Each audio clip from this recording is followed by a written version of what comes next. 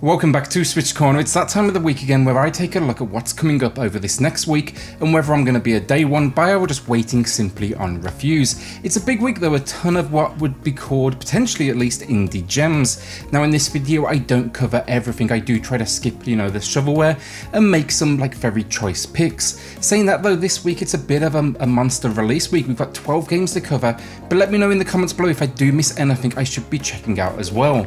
With that then, hit subscribe if you love the Switch as much as we all do here, join our growing family, and let's get started.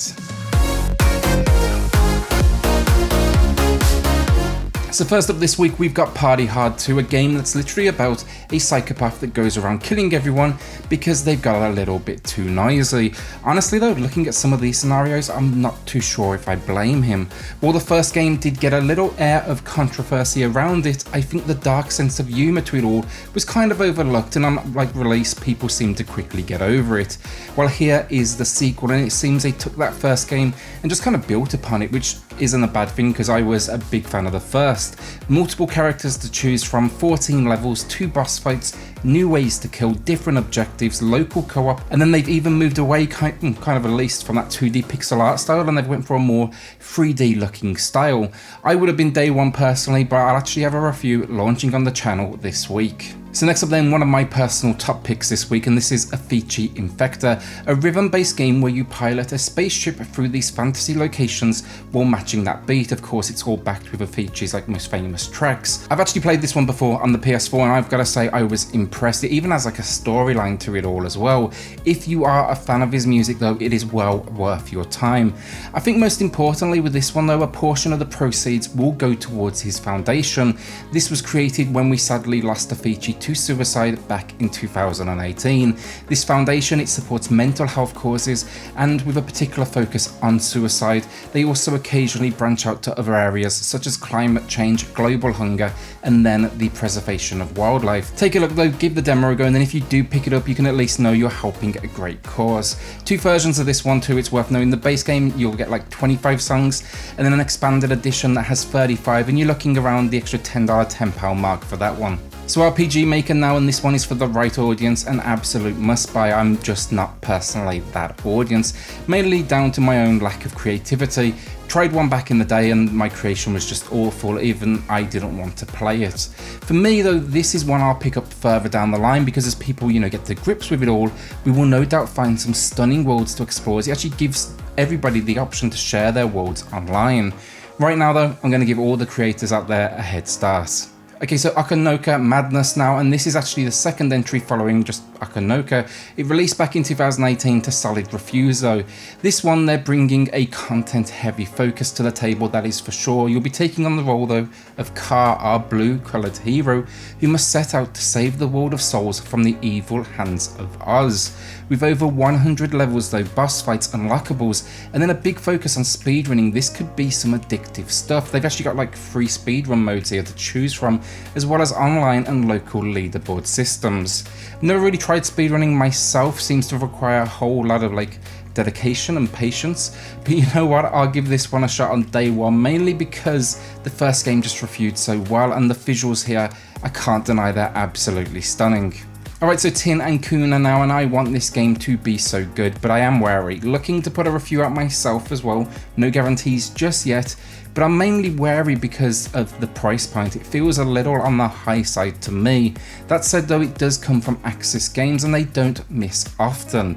Here though, you'll take on the role of Kuna, who works their way through these puzzle-filled worlds, collecting what are called crystals. Getting these crystals allows you to obtain special abilities, think jumping higher or catching on fire.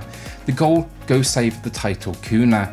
Really thought from the name this one would be 2-player too, but it's actually a 1-player adventure.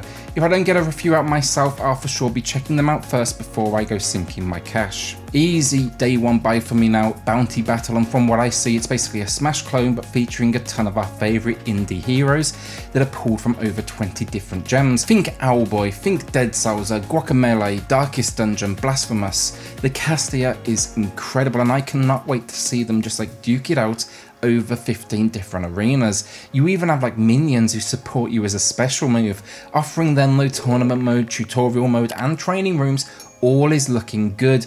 My only concern right now, it's very specific about being local multiplayer only, and an absence of online play, that could be a big miss. It's not confirmed, just kind of what I'm noticing on the eShop.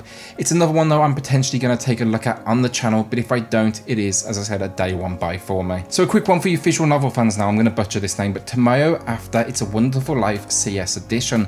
Clannad, from my understanding, is considered one of the best visual novels out there. Not played it myself, so can't really comment, I'm not hugely into the genre honestly. But yeah, this game is basically a companion piece to that main game and features a new storyline following the events of Clannad. It even has a dungeon crawling minigame included with the release. I know very little else about it, but I just wanted to point out it is coming this week and maybe you should take a look. So warning now, Bacon Switch, it could be a great game, don't get me wrong, but this is a high price point for something that's advertising itself as a couch co-op and PvP party brawler for 2 to 4 players. The eShop has a whole lot of writing for this one, that's for sure, on its description. They're trying to obviously make it clear you're getting a lot for your money's worth, but when you actually dive into it, 2 worlds, 100 levels, that's good, but 12 different enemies, 2 bosses, 6 playable characters, 7 power-ups. I'm not personally sold. Here I would urge you to wait and refuse first before you drop a decent chunk of change. So Wintermoor Tactics Club looks incredible. What grabbed me immediately were the visuals, as it seems to be putting the kind of like Harry Potter, Lord of the Rings kind of vibe on the Banner Saga style. But that makes sense given it's coming from Versus Evil Games and they actually published Banner Saga 2. While Versus Evil do miss occasionally, I'm quietly confident with this one. It just screams charm, and then the gameplay sounds solid. We've got 7 playable characters, multiple battles, visual novel elements which I didn't expect, and then you'll be basically forming a club to help students overcome their personal problems and discover their fantasy self. It's basically their escape. So yeah, consider me day one on this one. The idea of escapism and finding yourself in these fantasy worlds, it absolutely intrigues me, helping you find that meaning outside of the world in front of you and getting to explore this school. It all sounds very cool.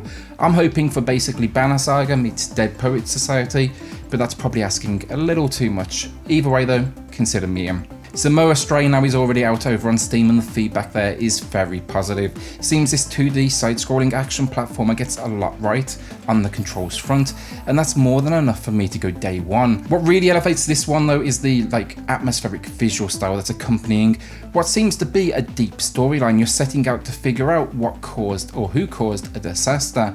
At least that's the way the eShop is, positioning it with a lengthy backstory chunk in there. I'm just hoping that story is actually included with the game itself and not just something you read on the eShop.